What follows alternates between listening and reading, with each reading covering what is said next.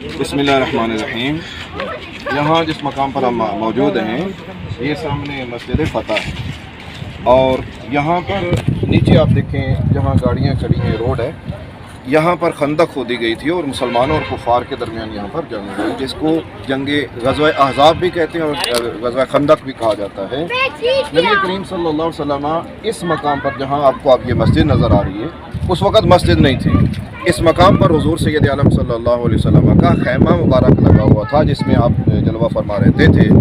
तो हुज़ूर अलैहिस्सलातु वस्सलाम यहाँ पे अपने खैमा मुबारक में दुआ फरमाते थे कि अल्लाह हमें कामयाबी अता फरमा। एक दिन भी दुआ फरमाई, दूसरे दिन भी, तीसरे दिन हुज़ूर अलैहिस्सलातु वस्सलाम की दुआ की कबूलियत की खुशखबरी आई और अल्लाह करीम ने अपने महबूब करीम अलैहिस्सलातु वस्सलाम को ये खुशखबरी सुनाई कि हम आपको फ़तह देंगे। तो फिर अल्लाह करीम ने हमें मुसलमानों को फ़तह अता फरमा दी। उस वक़्त मस्जिद नहीं थी, मस्जिद बाद में यादगार के तौर पर बनाई गई है, वरना ये यहाँ पर हुज़ूर अलैहिस्सलातु वस्सलाम का खैमा मुबारक हुआ करता था।